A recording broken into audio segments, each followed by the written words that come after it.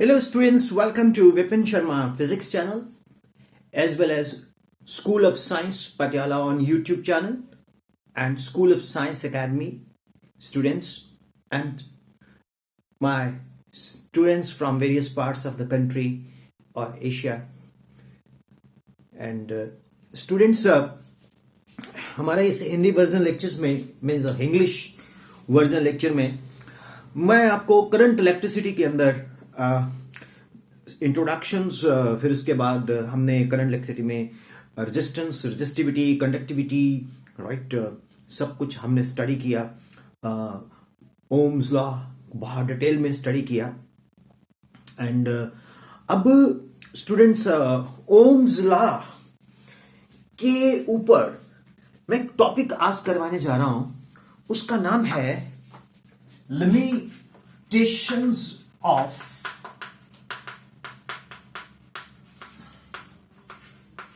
Ohm's law.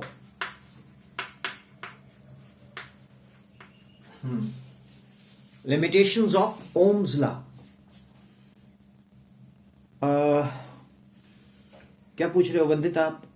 Limitations का meaning क्या है? लिमिटेशंस का मतलब है कमियां, शॉर्ट कमिंग्स। नहीं सर, हाँ क्या? अच्छा मेरा एक बच्चा पूछ रहा है कि सर लिमिटेशंस का मीनिंग समझाओ पहले हमें।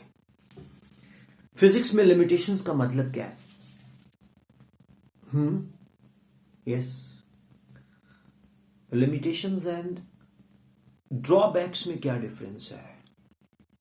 ओके स्टूडेंट्स, कितना अच्छा होता है जब आपका ये लेक्चर मिलता है आपको, तो ये बच्चे जो बैठे रहते हैं ये कितने क्वेश्चंस पूछते रहते हैं, जो कि किसी के भी क्वेश्चंस हो सकते हैं। फिर पहले मैं आपको लिमिटेशंस एंड ड्रॉबैक्स का मीनिंग बताता हूं। पहले हम ड्रॉबैक की बात करते हैं। ड्रॉबैक क्या है? मान लो एक टीचर है, वो फिजिक्स पढ़ाता है।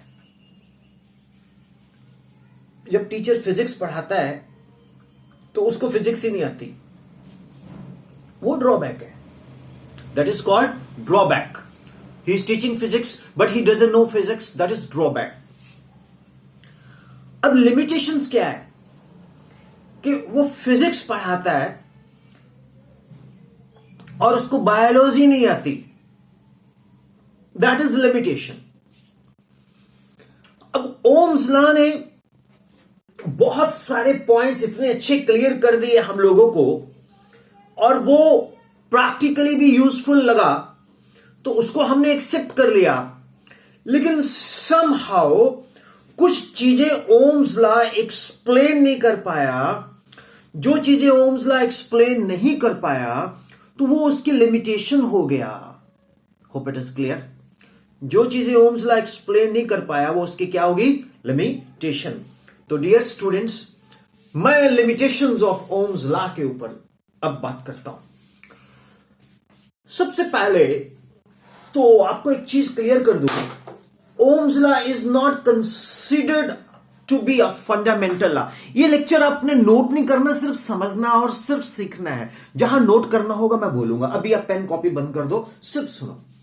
Ohm's law is not considered to be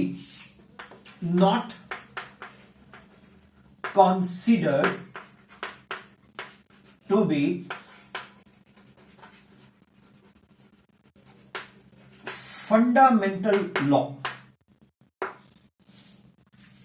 Considered, CONSDIE, ये ले यार, not considered to be fundamental law।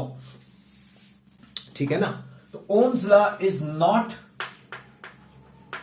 considered to be a fundamental law। It explains the common behavior।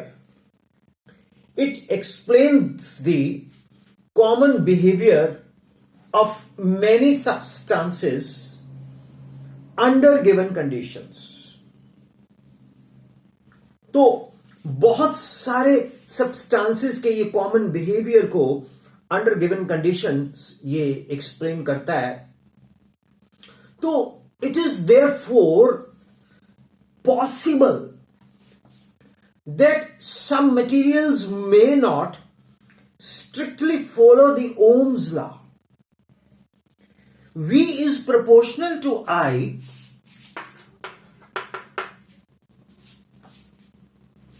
may not be strictly true for them. Number of commonly used electric current elements may show different behavior. Interesting. मतलब अब क्योंकि मैं by language teach करता हूं तो मैं by language Hindi में भी एक बार इसको बताता हूं. जो ओम्स लॉ है, अरे पंजाबी और उर्दू आराम से समझ आ जाता है. ओम्स लॉ जो है वो फंडामेंटल लॉ नहीं है. ये एक्सप्लेन करता है कॉमन बिहेवियर. जो V is proportional to I है, ये हर एलिमेंट इसको फॉलो नहीं करता. कभी कभी ये डिविएट भी होता है, कभी कभी ये डिविएट भी होता है. Are you getting what I am saying? चल, अब मैं आपको इसके डेविएशंस के ऊपर एक्सप्लेन करता हूं. तो पहले अभी आपने क्या सीखा कि Ohm's law is not considered to be fundamental law. Means it is not true all the time. Clear? मुश्किल तो नहीं है. मेरे हाथ तो कभी फिजिक्स मुश्किल नहीं होगी, प्रोवाइडेड आप फॉलो करो मेरे को. अरे ये तो करना पड़ेगा ना अब. ठीक है, चलो हम आपको आगे लेके चलते हैं. ठीक है, लिमिटेशंस में स्टेप 1 पे. नाउ स्टूडेंट्स, अब आपको एक चीज बताने जा रहा हूं, ध्यान से सुनना. Change in nature of material, change in nature of material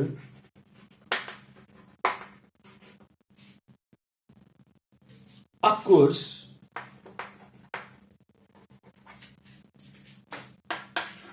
with passage of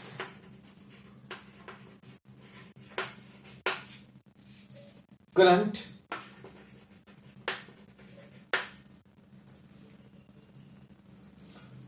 means हमने जब ग्राफ प्लॉट किया था ओम्स लॉ का, आपको याद होगा, ये ग्राफ एक्सपेरिमेंटल वेरिफिकेशंस में क्या आया था? Straight line. ये आपको लेबोरेटरी में क्वेश्चन भी आएगा कि ये जो ग्राफ ऑफ ओम्स लॉ है वो स्ट्रेट लाइन आना चाहिए और उसका जो स्लोप है वो हमें क्या देता है? Resistance V upon I. Right? ये है linear behaviour with the passage of current. तो ये क्या आना शुरू हो जाएगा? नॉन लीनियर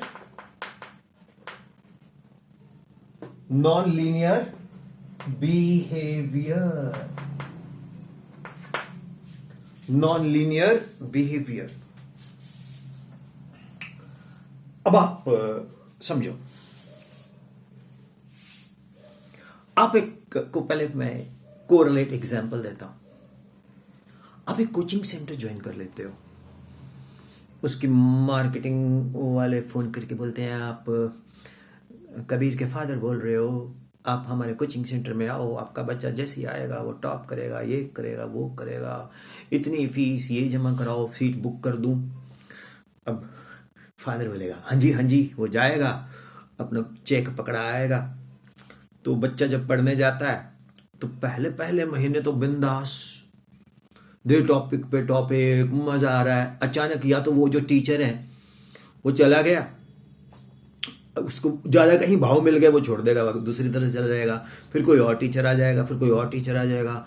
अल्टीमेटली क्या होगा? पहले पहले तो आपको बहुत अच्छा गया, फिर धीरे धीरे जो लेवल ऑफ टीचिंग या लर्निंग है, बिहेवियर है, टीचिंग बिहेवियर, वो चेंज होता गया, या तो बहुत अच्छा या बहुत खराब.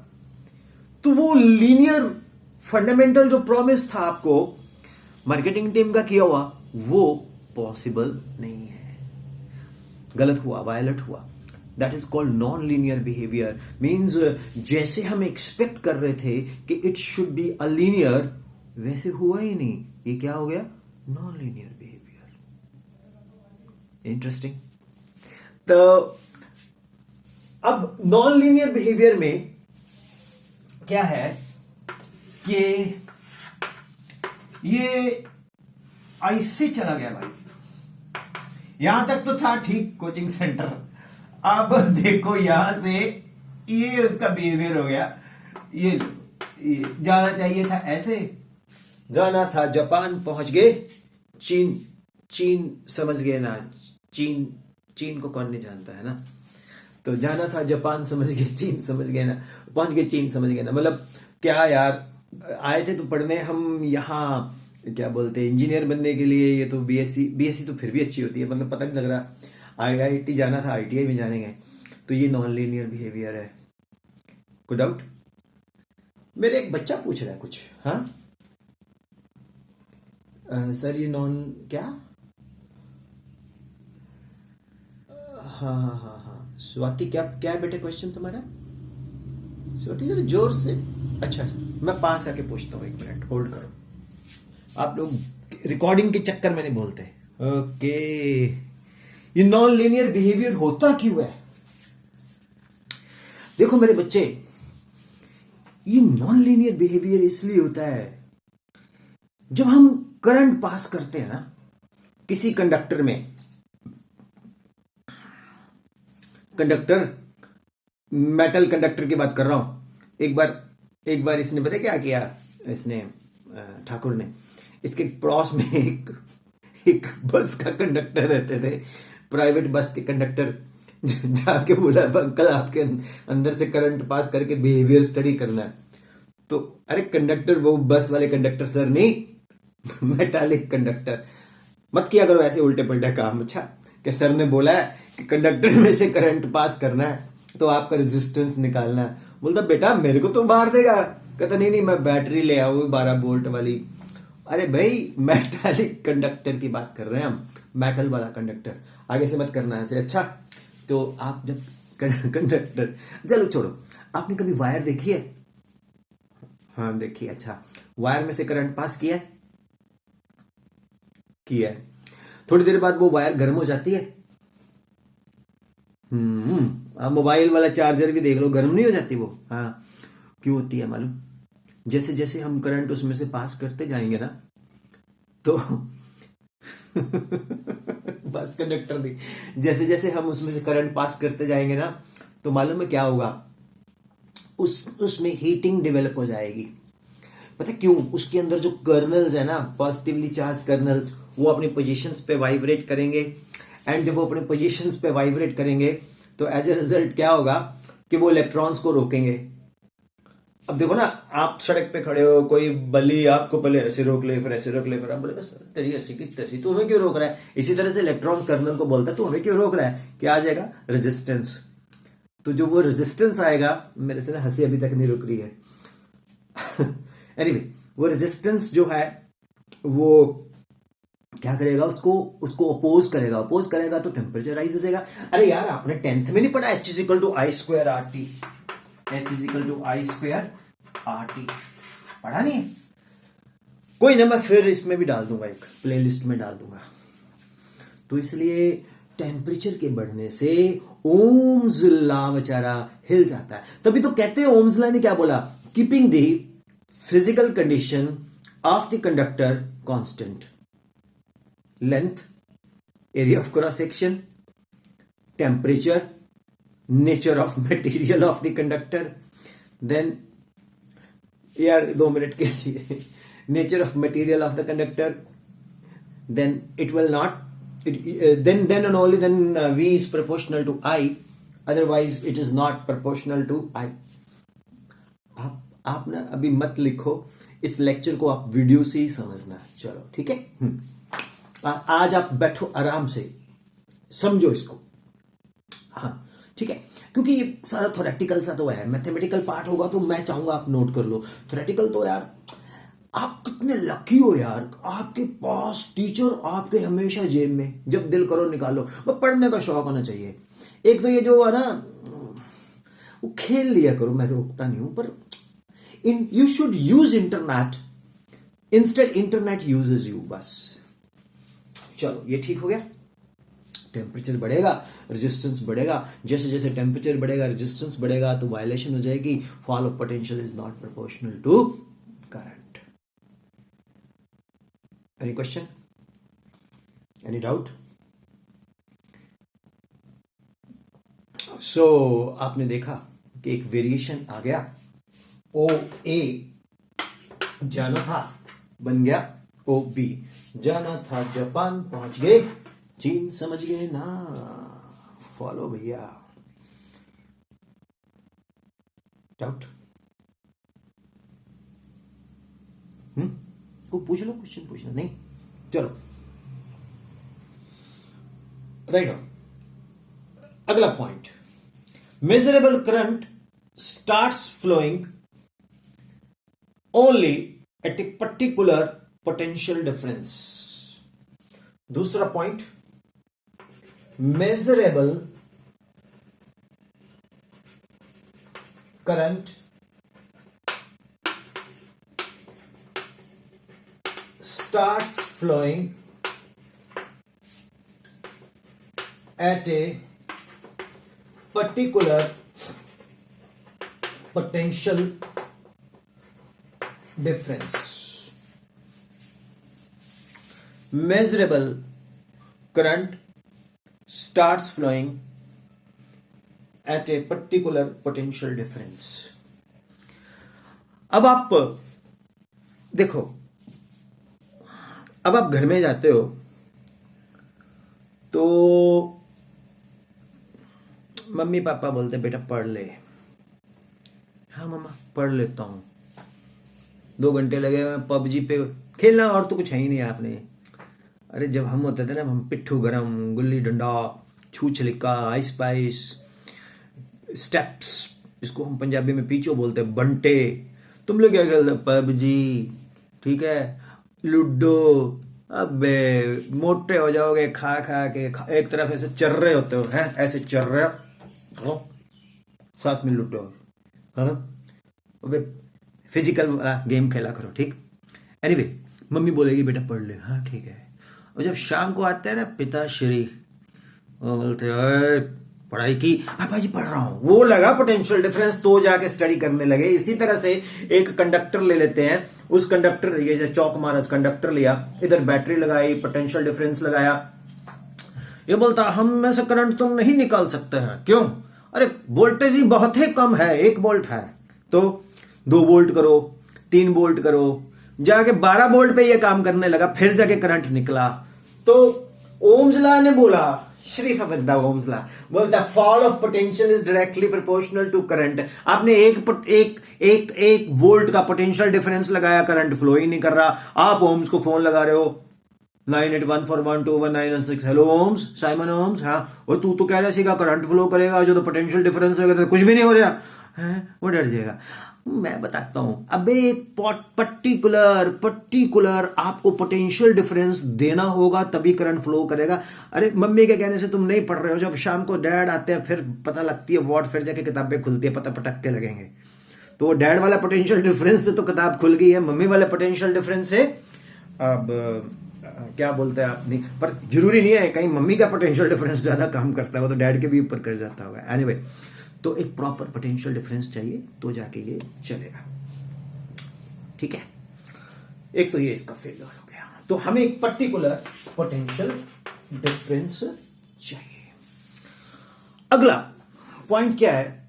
जो करंट में वोल्टेज V है, वो अप्लाइड पोटेंशियल डिफरेंस से भी करंट वेरी करता है, तो उसमें भी कई बार वो अप्लाइड पोटेंशियल डिफरेंस आप चेंज करते जाओगे तो करंट वेरी करता जाएगा। अगला point, fluctuation. Increase of current is possible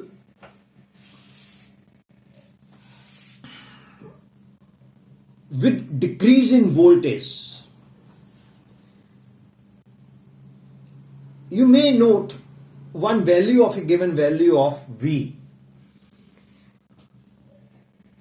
in case अगर कोई डिवाइस है जैसे थायरिस्टर है, आप एक काम करो, आप इतनी स्टडी करो, थायरिस्टर्स सेमीकंडक्टर्स में ओम्स लॉ नहीं अप्लाई होता क्योंकि थायरिस्टर आपने पढ़े नहीं है, सेमीकंडक्टर आपने पढ़े नहीं है। जब मैं सेमीकंडक्टर्स और थायरिस्टर टीच करूंगा तो उसमें मैं आपको फेल्यूर ऑफ ओम्स लॉ उसमें अलग से बता दूंगा। अभी मैंने कंडक्टर्स में बता दिया आपको, ठीक है, बढ़िया। और स्टडीज वेरी ठीक चल रही है, ऑल गुड है। चलो अच्छे जाएगा स्टूडेंट्स। अब इसके बाद हम निकलेंगे अगले टॉपिक्स में, ठीक है। और मैं चाहूंगा कि आपको काफी अच्छे से एक्सप्लेन किया जाए और बढ़िया। तो एक ओहमिक एंड नोहमिक सर्किट्स एलिमेंट्स के बारे में मैं आपको बताने वाला हूं, और फिर मैं आपको बताने वाला हूं how to calculate the resistances using colour code, ठीक है। Thank you very much. अरे विपिन शर्मा फिजिक्स चैनल को बता दिया करो यार लोगों को, इतने अच्छे से समझाता है, ऐसा सर ने मिलने वाला आपको। अच्छा बाय, लव यू।